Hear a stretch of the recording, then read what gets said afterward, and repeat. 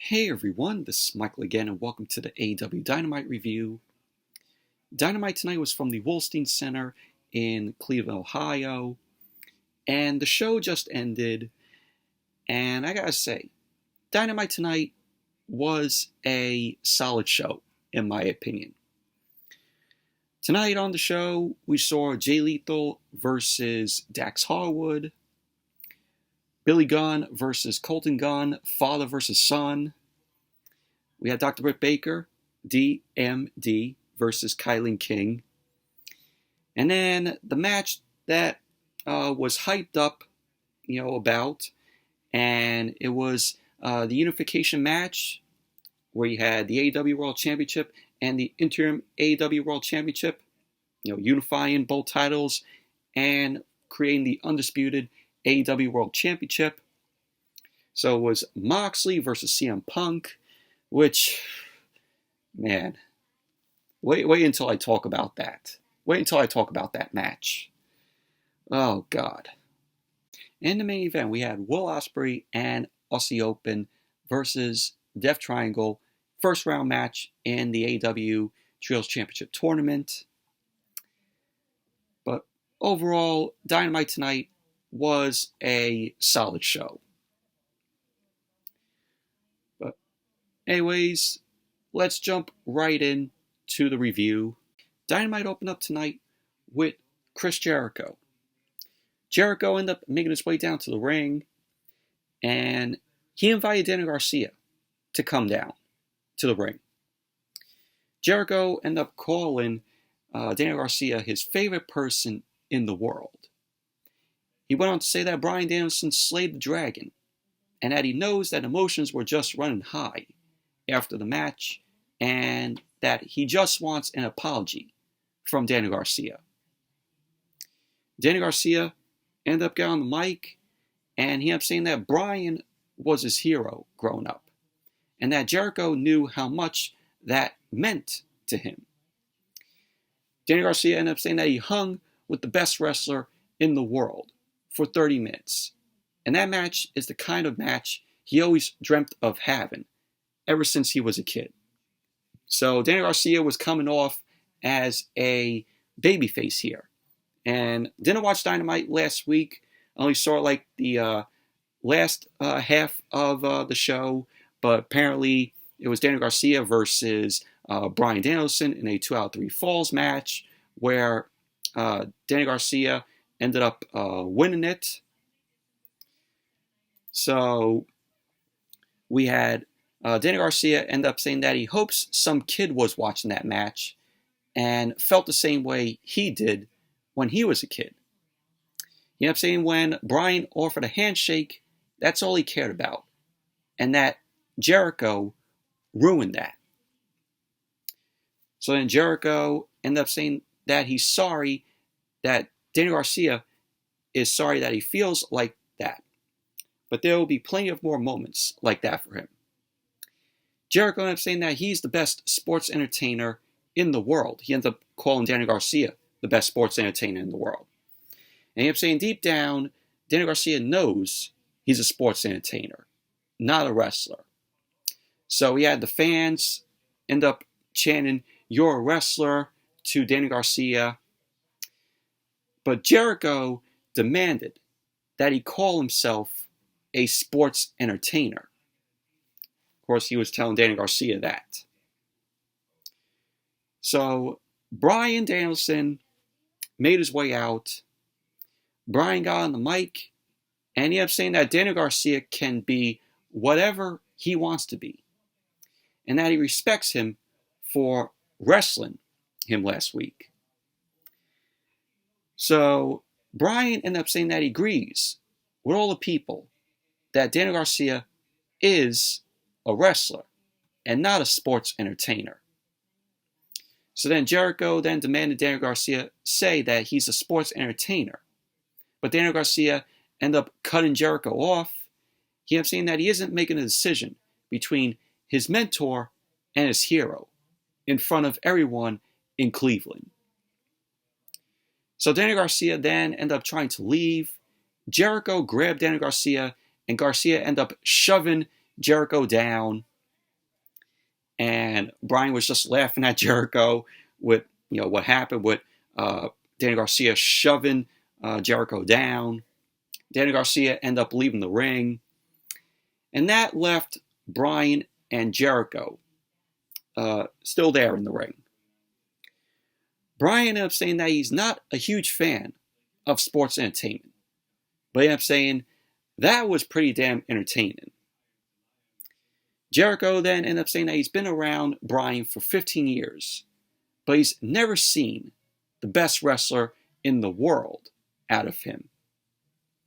He ended up saying that he's the last survivor of Stu Hart's dungeon, and he ended up saying that he is still Lionheart. He then wanted to say that he knows more about wrestling than Bryan ever will. So then Bryan ended up asking Jericho what he thinks Stu Hart would say if they asked him who the better wrestler was, or even if they asked Owen Hart who the better wrestler is. So they ended up mentioning Owen Hart. So, but rest in peace, Owen Hart. Great wrestler that he was back in the day. So then Bryan ended up asking Jericho if they wrestled a match tonight, who he thought would win. So pretty much, Bryan wanted to have a match with Jericho again. So Jericho ended up accepting Bryan's challenge for a match. But the match will take place at All Out on September 4th in Chicago. So then Jake Hager ended up attacking Bryan from behind, and he ended up laying him out. And pretty much, basically, that was that. That was how the segment ended. But we're going to be getting Bryan versus Jericho once again. So that should be a very good match there at All Out. But this was an awesome segment here. Danny Garcia, coming off as a babyface here. So, but really enjoyed this Open to Dynamite tonight. And then we had the first match of the night.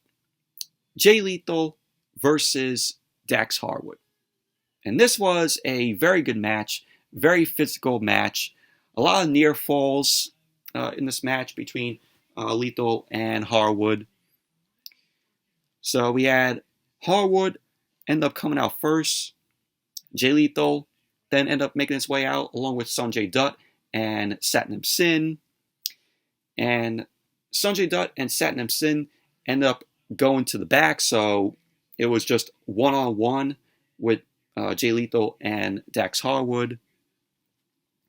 So the match started off with Lethal and Harwood going back and forth. They were exchanging chops at each other.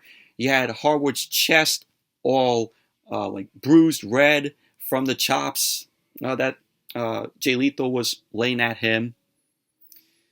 So you had Dax Harwood end up dropping Jay Lethal, end up throwing him face first into the corner. And then we had Harwood end up delivering another chop to Jay Lethal. Jay Lethal end up dropping Dax down on his back. And then once again, they started throwing chops. Harwood end up getting sent first into the corner.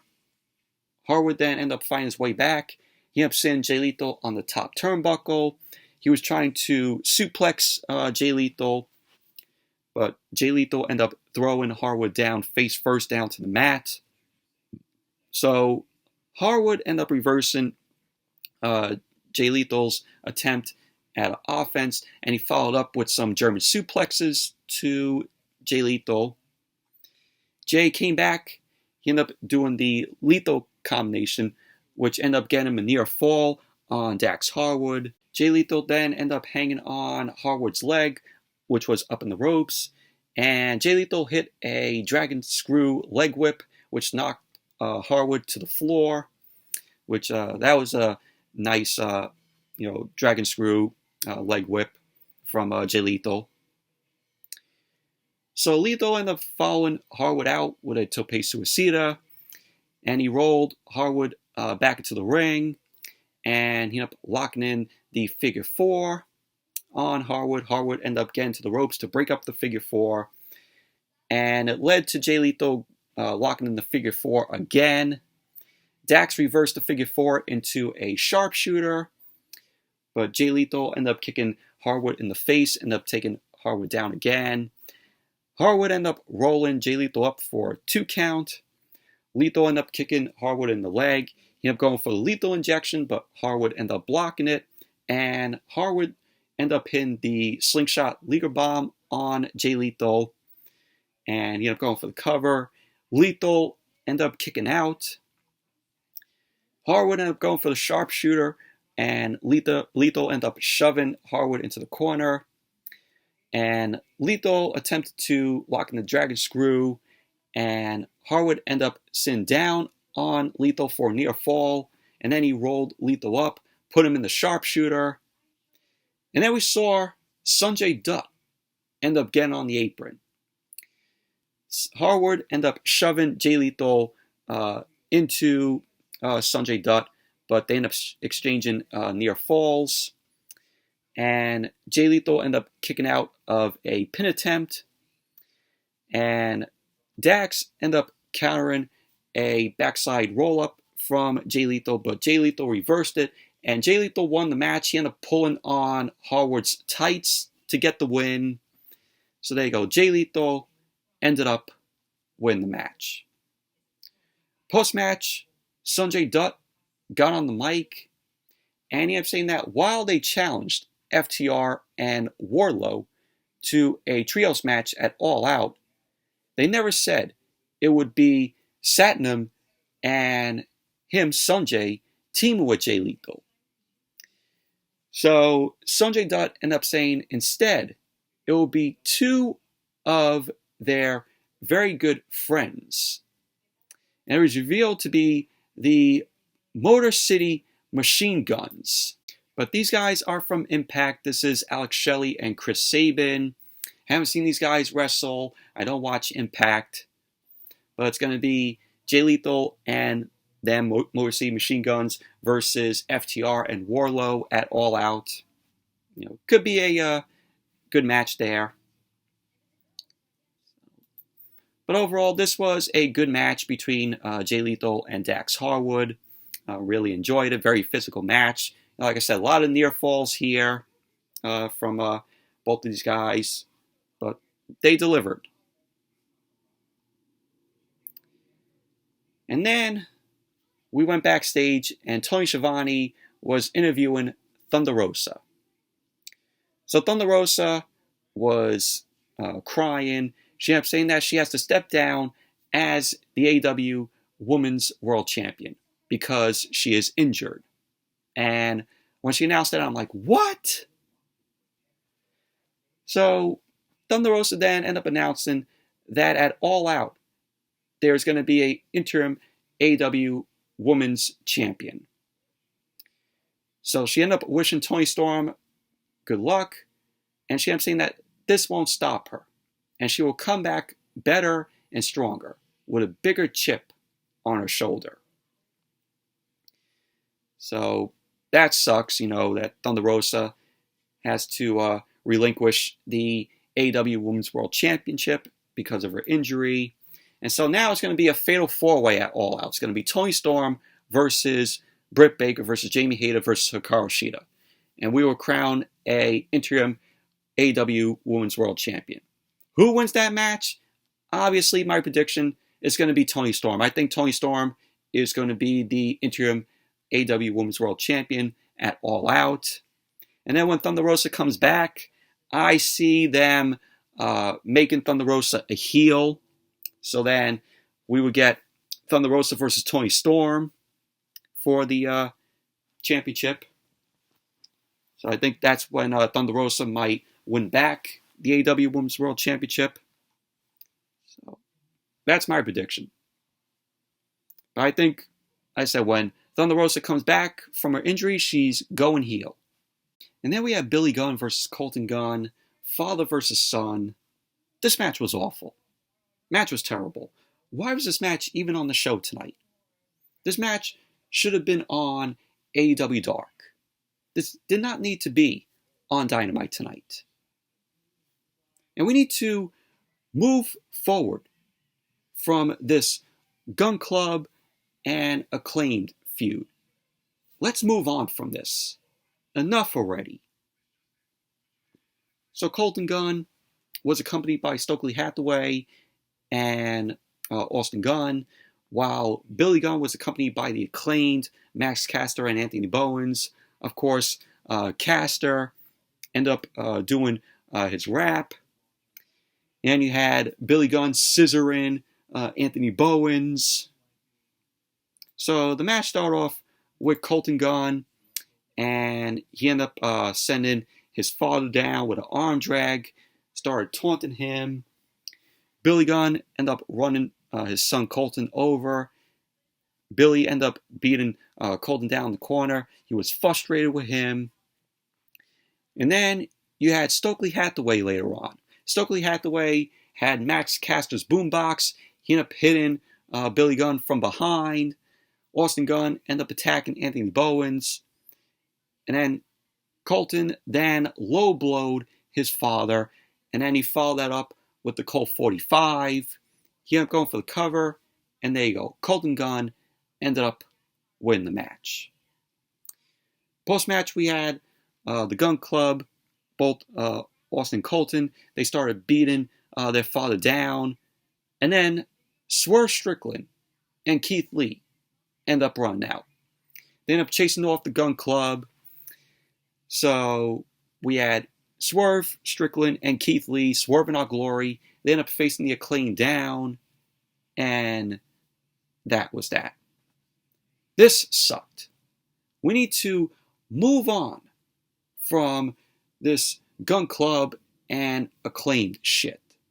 And then you had Tony Schiavone. He was backstage and he was interviewing Death Triangle and Will Ospreay and Aussie Open. Of course, Death Triangle, it was Pac, Penta, Escuro, and Rey Fenix. Will Ospreay, Aussie Opens, of course, Kyle Fletcher and Mark Davis. And so we had Will Ospreay. He was taunting Pac. He ended up saying that they only have one mission, and that is more gold. Pac ended up saying that they've waited far too long for this opportunity. He ended up saying that they aren't just going to kill United Empire, which of course is Will Ospreay and Aussie Open. That's what they call themselves. He ended up saying that they're not just going to kill United Empire, they'll murder them. He ended up saying that AEW is Death Triangle territory, and that the United Empire is going to find out the hard way. So pretty much that was basically that. Hype for the main event between these guys. Semifinals in the AEW Trios Championship Tournament. But more Will Ospreay on AEW television we got tonight. And of course, Kyle Fletcher and Mark Davis as Aussie Open. They're very good as well. Love, the team of United Empire, Ospreay and Fletcher and Mark Davis. And then Pac, of course, is the All-Atlantic champion. He's been defending that title overseas. And then it was Dr. Britt Baker, DMD, versus Kilynn King. And this was a solid women's match. You had Britt Baker being accompanied by, of course, Rebel and Jamie Hayter. And the match started off with Britt Baker. She ended up taking out Kilynn King. She ended up hitting King with some elbows. She ended up whipping King into the corner. Kilynn King ended up leaping up to the top and delivered a missile drop kick to Baker. King then ended up going for a full Nelson, and Baker ended up countering that into a Rowan elbow. Kilynn King ended up leaping over Britt Baker, ended up hitting a back kick. So we had Britt Baker end up pulling Kilynn King's arms out of the ring, end up wrapping it around the ring post. And Britt Baker ended up putting Kilynn King in a chin lock, rolled her up, and Kilynn King ended up kicking out, so it was a near fall. So you had Britt Baker end up kicking Kilynn King's knee, end up going for the curb stomp. King moved out of the way, ended up hitting a series of roundhouse kicks, and then she delivered a German suplex. King ended up hitting a full Nelson slam, and she ended up going for a fireman's carry, and Britt Baker ended up shoving King into the corner and then delivered a super kick. So Britt Baker then delivers a second super kick to Kilynn King, and she followed up and hit the curb stomp. And then Baker won the match. She ended up putting Kilynn King in the lockjaw, and King ended up tapping out. So there you go. Britt Baker ended up winning the match. Post-match, we had Britt Baker. She ended up getting on the mic. She ended up mocking Thunder Rosa. And she ended up saying that when she was AEW Women's World Champion, she wrestled her entire title reign with a broken wrist. And she said a broken freaking wrist. And she ended up saying because that's what a champion does. So Britt Baker ended up saying that Toni Storm will finally get a chance to get on a pay-per-view that someone gives a damn about, because she'll finally be in the ring with her. So when Toni Storm ended up coming out, Jamie Hayter ended up attacking Toni Storm from behind. Hayter and Britt Baker started beating Toni Storm down. And then Hikaru Shida ended up coming out. Hikaru Shida had a kendo stick in hand, and she ended up chasing off Britt Baker and Jamie Hayter and Rebel. And that was pretty much basically that. But all four of these women, Toni Storm and Hikaru Shida, Britt Baker, Jamie Hayter, they're going to be competing in the Fatal 4-Way at All Out to crown a interim AEW Women's World Champion. And my prediction, like I said, it's going to be Toni Storm. I think Toni Storm is going to be the interim AEW Women's World Champion at All Out. So that's how I see it going. That's my prediction. But overall, this was a solid women's match between Britt Baker and Kilynn King. Even though it was short, still was a solid, women's match. It wasn't bad. And then we saw Tony Schiavone. Tony Schiavone was backstage with Swerve in Our Glory, Swerve Strickland, and Keith Lee, and The Acclaimed. And Swerve and Keith Lee end up saying that they don't mind saving them, as they love The Acclaimed. Keith Lee ended up saying that they saved The Acclaimed because they think they'd be worthy opponents at All Out. And so Max Caster ended up saying that they don't need help, as they are the best homegrown team in AEW. And Anthony Bowens ended up saying that at All Out, they're taking the titles from Swerve in Our Glory. So there you go. That's going to be the All Out match for the AEW World Tag Team Championship. Swerve in Our Glory versus The Acclaimed. Should be a good match there. And then we had the AEW World Championship Unification match. JON MOXLEY was the interim AEW World Champion. CM Punk, the AEW World Champion. Of course, taking the two titles and unifying them. So it'll be the undisputed AEW World Championship. But this match, oh my God. This match was such a disappointment. This match was awful. This match was terrible. Match started off with Punk and Moxley, then up locking up, and Moxley ended up blasting Punk, started beating him down with some rights and lefts. Moxley then dared Punk to get back up, and then Punk answered Moxley with a slap to him, and then Punk delivered a series of strikes on Moxley. So Punk ended up delivering a roundhouse kick to Moxley, and Punk immediately ended up falling down, started screaming in pain. He was grabbing his foot. So the referee then ended up calling for one of the AEW doctors to come out, and Moxley just took out Punk with a King Kong lariat. Moxley then ended up hitting a series of elbows to Punk, and then he put Punk in the ankle lock. Moxley ended up hitting 2 Death Riders, and Moxley ended up going for the cover, and there you go. Moxley ended up winning the match, and he is the undisputed AEW World Champion. This match was fucking terrible. Punk loses the match in 5 minutes. And this, from right here, with Punk losing the match, this is Tony Khan punishing Punk after the comments Punk made last week, going off script and mentioning about Hangman Adam Page.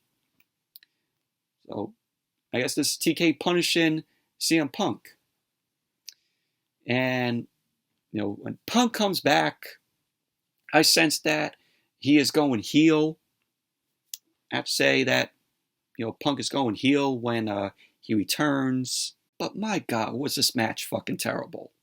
This is something that Vince McMahon and his old administration in WWE would do.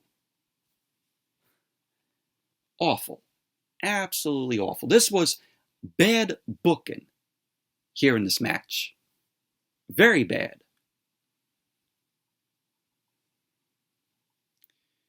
And then we move on to Tony Schiavone. Tony Schiavone was backstage with Christian Cage. Christian ended up saying that he was just trying to motivate Jungle Boy so he becomes the best version of himself. Christian ended up saying that Jungle Boy isn't smart enough to figure that out, and he'll never be as smart as him. So Christian then ended up accepting Jungle Boy's challenge for All Out. So it's going to be Christian Cage versus Jungle Boy at All Out. And maybe we see Luchasaurus still, residing with Christian Cage, and Luchasaurus is going to turn on Jungle Boy at All Out. So we might see that happen. But pretty good promo from Christian Cage here. And then we have Ricky Starks. Ricky Starks came out and he got on the mic. He kept saying that he has veterans in the back telling him that this is show business, not friends business. He wanted to say that he thought he and Powerhouse Hobbs was the exception because Hobbs was a friend that he can trust. Starks ended up saying that when he broke his neck, Hobbs checked on him every single day. He ended up going to say that while Hobbs wanted to see him do good, he didn't want to see him do better than Hobbs.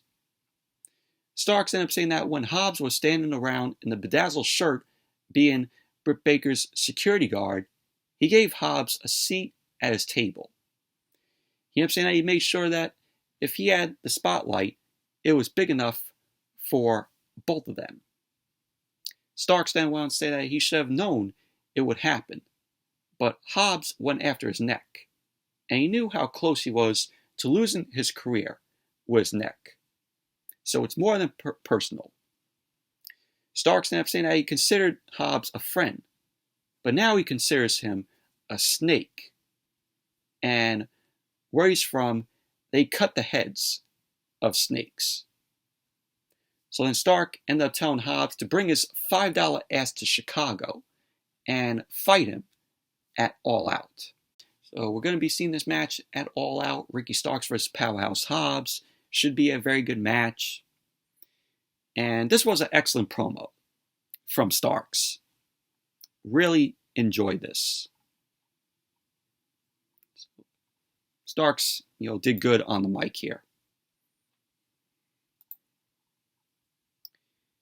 And then we had Jon Moxley backstage. Jon Moxley started taunting CM Punk, saying, "Best in the world, my ass." Moxley ended up saying that the same people that are surprised right now are the same people that wanted to write him off the minute Punk came back. He ended up saying that the answer to every problem has always been him, and there is no one that can do what he does the way he does it. Moxley ended up saying that he isn't just some guy. He's the guy in wrestling. He ended up saying that there are no limitations to him or what he can do. Moxley then wanted to say that people always ask, when is my time? But he's telling us his time is right now. So that was what Moxley had to say. Very good promo here. Moxley was passionate in this promo. So, very good. Main event. Will Ospreay and Aussie Open versus the Death Triangle. First round match in the AEW Trios Championship Tournament. And this match was fantastic. This was an awesome, good match here. Will Ospreay and Aussie Open, Kyle Fletcher, Mark Davis, very good. More Will Ospreay on AEW television. So we had the Death Triangle, Pac, Phoenix, and Penta Oscuro. They were accompanied by Alex Abrahantes. But we had Phoenix and Ospreay end up starting off the match. We had all 6 guys in the ring. They end up squaring off. Phoenix ended up hitting a Black Handspring double cutter on Mark Davis and Kyle Fletcher. Pac and Penta end up sending Ospreay flying with a backdrop. And so all 3 of the Death Triangle end up hitting stereo dives onto Ospreay, Mark Davis, and Kyle Fletcher on the floor, which was awesome. Awesome spot there. Penta ended up sending Phoenix into Ospreay with an assisted splash.